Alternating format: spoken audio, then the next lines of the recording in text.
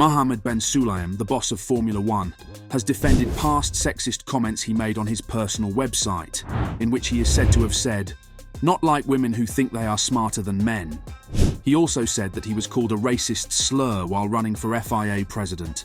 A spokesman for the PA news agency said the 62-year-old, who was elected to the top job in motorsport in December 2021, strongly denied claims of sexism and said he had been the target of an inhuman campaign of lies. Ben Sulayem also said that Lewis Hamilton's controversial championship loss in 2021 was like England's 1966 World Cup win over West Germany, which followed Sir Geoff Hurst's controversial offside goal. He also said that he still thought Michael Masi, the man who was accused of denying Hamilton a record 8th world title, could come back to the sport.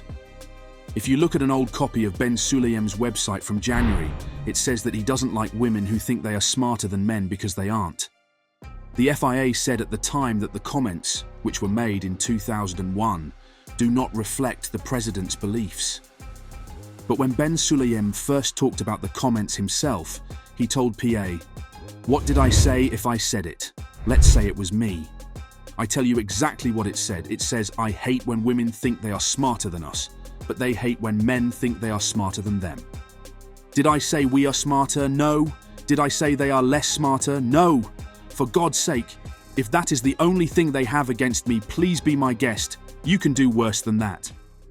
People can go back and see what has been said, and if I have said anything against women. In 117 years of the FIA, I am the only president who brought in a female CEO, Natalie Robin. I made the Commission for EDI, Equality, Diversity and Inclusion, and I brought a woman in advisor, Tanya Kutsenko. There is disrespect to women if you say we have to have 30% female staff. You bring them in on merit and credibility, and that is why they are there. Look at Bernie Ecclestone's wife, Fabiana Ecclestone, Vice President for Sport in South America. She is one of the most active. They said that I brought her in because of the support from Bernie, but Bernie doesn't have any connection with any votes. He has no power over them. Ben Sulayem did something that had never been done before. He quit day-to-day running of F1 in February after a fight with the sport's American owners, Liberty Media, over adding an 11th team and questioning how much the sport was worth. After a month, his son Saif died in a car accident in Dubai. In April, the Daily Telegraph reported that Shaila Ann Rao, who used to be the FIA's interim Secretary General for Motorsport, wrote a letter to the governing body accusing Ben Sulayem of being sexist. This led to more accusations. When we opened a position as CEO, Shaila Ann wanted to be the CEO, continued Ben Sulayem. I could not get involved. I said, "Shaila, you are good, go through with the process." We had 150 applications, and everybody went through that process. He added, "I don't want to do any comment, but that is from September. Sexism, please. Do they have anything else? Why don't they come and confront me?" Ben Sulayem said, "The attack on me earlier this year was inhuman, with the tragedy that I had. I would love that if I did these things that I was accused of, you sit with me, challenge me and confront me. But don't fabricate and throw things at me, and then when I tell you to prove it, you run away and don't come back. That is not the way." Imagine in my campaign in Europe that someone said to me, "Don't ever think we will accept our president of the FIA to be an Arab Muslim with the name of Mohammed." I laughed because I knew how to beat him, by winning. But my Christian team was so upset with him. I said, "No, leave it please. This is something I expect from them. But can we go back to work? And work for the passion that we love, which is motorsport, and improve it?" Sulayem took over for Jean Todt 5 days after Hamilton was shockingly denied a record-setting 8th world title at the end of the 2021 season in Abu Dhabi.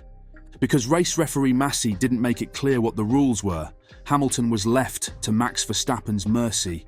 The Dutchman won the title in the desert and then quickly added 2 more titles to his all-conquering Red Bull. He hasn't won a race since then.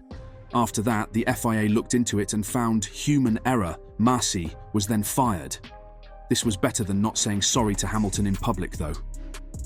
"I always apologise, but I cannot apologise for something which was done before my time," said Ben Sulayem. "Okay, I will do the apology, but I will bring Michael Masi again. Do you think that is right? The poor guy is a person who has been attacked and abused. Michael Masi went through hell. hell. And if I see there is an opportunity that the FIA needs and Michael Masi is the right person, I will bring him. I even had people threatening me to kill me because I had the power to change it, the result. But I said to them, sorry, the World Cup of 1966, England against Germany, was that correct? Did they change it? No. Did they give it to Germany? 9.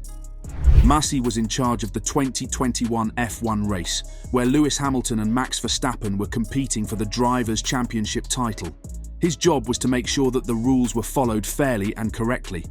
But in the end, Verstappen won the one-lap shootout after Hamilton's controversial decision at the end of the season. Hamilton was said to be thinking about quitting the sport. The Aussie quit Formula One after being slandered and threatened with death. He only came back to the paddock this season as a guest and talked about how he was accused of ruining Hamilton's race and maybe even his legacy. That being said, there was no apology. They have a point of view and are allowed to have it, he said. Any view is fine with me. It's not my place to say what they think or don't think. Fans of Hamilton and his Mercedes team are still angry that he wasn't able to win a record-setting 8th world title. Toto Wolff recently said that he was personally angry about it. After Masi left, the FIA had a 2-person race director team, but now Niels Wittich is the only person carrying out that role. Wolff and Mercedes probably won't offer to throw a party for them. There were brutal scars, incredible scars, and we will never get over them in a way, he told motorsport.com. They became scars, and there are moments when you think, how could that happen? We know how it happened, but I don't want to waste a minute thinking about the reasons why it happened, because that would give the guy too much credit. He's just an idiot who made the wrong decision. Masi went into hiding because of the hateful and abusive messages he was getting online after the race. He had been willing to talk to the media about the race in 2021. Later reports said that he and his family were getting death threats. There were some really dark days, said Masi. I felt like I was the most hated man in the world. I got death threats, people saying they were going to come after me and my family. I still remember walking down the street in London, a day or two later. I thought I was okay until I started looking over my shoulder. I was looking at people wondering if they were going to get me. I didn't go and talk to a professional. With the benefit of hindsight, I probably should have, but I think I downplayed it all to everyone, including them. Due to a non-disclosure agreement between himself and the FIA, Masi is unable to discuss Abu Dhabi 21.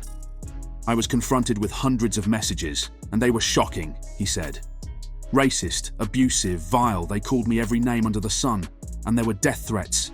And they kept on coming, not just on Facebook but also on LinkedIn, which is supposed to be a professional platform for business. It was the same type of abuse. Masi is now the chairman of the Supercars Commission in Australia and a director of Karting Australia. He is said to have said that he would be interested in returning to F1 if the chance came up.